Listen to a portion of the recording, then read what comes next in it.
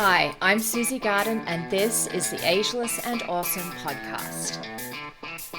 I'm an age-defying naturopath and clinical nutritionist, and I'm here to bust myths around women's health and aging so that you can be ageless and awesome in your 40s, 50s, and beyond.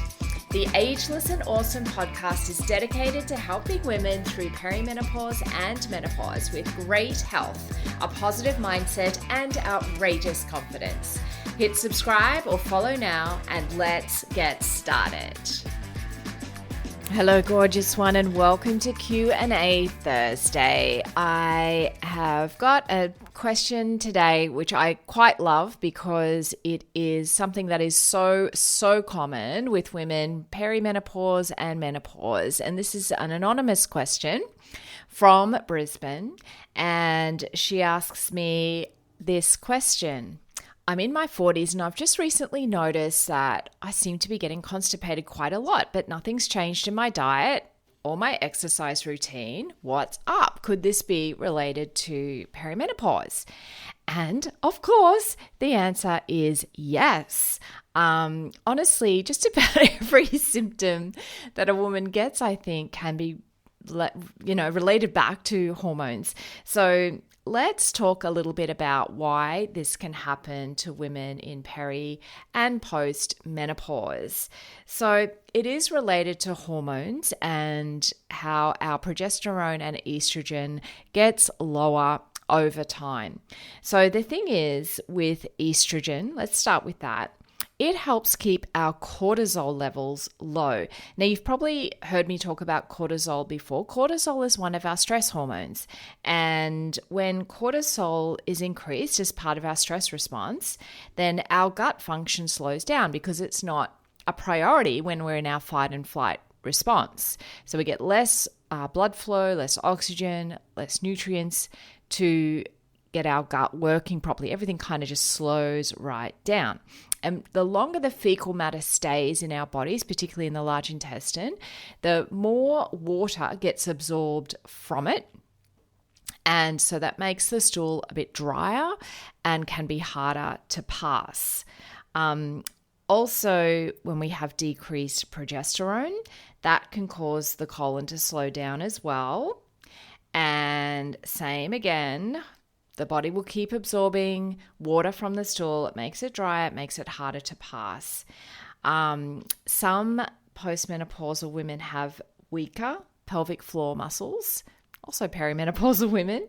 And that can also, just that having that lack of muscular control and force, I guess. I don't know if force is quite the right word, but anyway, having those weaker pelvic floor muscles can make it more difficult to eliminate the stool. Also, often when women are getting into their 40s and 50s and beyond, sometimes medications need to come into play for various reasons, such as hypertension, for example. Some of the medications for anxiety and depression can also cause the bowel to slow down and cause constipation as a side effect. Even things like iron. A lot of women are getting iron deficient, and iron can also cause constipation. Another factor can be the thyroid gland. We know that rates of hypothyroidism, that's when the thyroid slows down its function, that tends to be characterized by feeling fatigued, sluggish, weight gain, that type of thyroid condition that also causes constipation. So there's a whole bunch of things going on, let alone just life and stress generally, that can cause constipation. So, and this of course is in women that don't have other bowel issues such as IBS or imbalances in their gut bacteria, and all of that can also be a factor. So what to do about it? It's generally just the same advice that I would give people that are coming in just generally for constipation. Again, not people that have specific bowel issues, not people that have had, significant what I would call insults to the bowel, like severe food poisoning, gastro, lots of antibiotic use, etc. That's a really different scenario where we're looking at really specific gut bacteria issues. But in the context of what I've just been speaking about in peri and postmenopause, probably the number one would be increasing fiber. That's no surprise. So that's fresh fruits, veggies, nuts and seeds, and whole grains. We know I see so many women that are not eating sort of like breads, for example, and grains. And if you get a good, whole rye bread, that can be really good for improving fiber, reducing inflammation, and helping the bowel move more easily. And certainly people that do my program, the GLOW protocol or metabolic balance, rye bread is featured in pretty much every plan except if you're gluten-free, and that is really good for getting that bowel moving. The other thing, of course, is increasing water, another real basic, and you've probably heard me say before, if you're a regular listener, 35 mils per kilo of body weight is the baseline, right? That's the baseline. So if you're experiencing constipation, you want to go a bit more than that. Try maybe 40 mils per kilo of body weight, or even increase it more if you're doing a lot of exercise, if you're sweating a lot, if you live in a hot climate, or you're getting lots of hot flushes and sweating, you may need to have more water there. Also, the third tip I'll give today is moving your body. So a lot of us are sitting a lot. I know I sit a lot, and I really have to force myself to make sure I'm doing enough movement in a day. So I'm lucky enough to have a sit-stand desk, and I notice when I'm standing that I'm moving a lot more. I'm stretching because I'm, a bit of a fidgety person, and being a yogi, I think too, I just love stretching. So I'm always moving quite a bit, and I'm doing twists and all that sort of thing when I'm standing up, and that helps a lot. Also, I do reformer, as I've talked about before, but yeah, making sure you're moving your body. Walking is enough.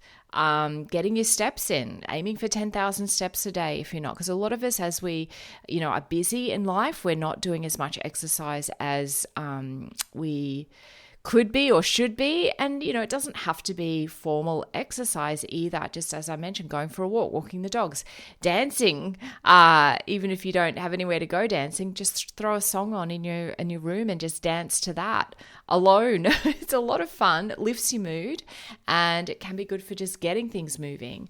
Probably my final tip is just some abdominal massage. You can just do that. Make sure it's always clockwise. Nothing fancy. You can use, some people use some massage oil to just make it more easy to massage the skin, but that can be helpful as well. You don't have to be too forceful, but that can be something also that is good to do. But yes, definitely linked into hormonal changes. And if you're not getting relief after making sure you've got all of those things in place, the fiber, the water, the movement, and doing some massage, then maybe there is something else going on that you may need to get assessed. So talk to your healthcare provider about that, because it is really important. Because from another point of view, the longer the stool sits in the gut, the more likely you are to absorb toxins, and that can then just cause you to feel like rubbish.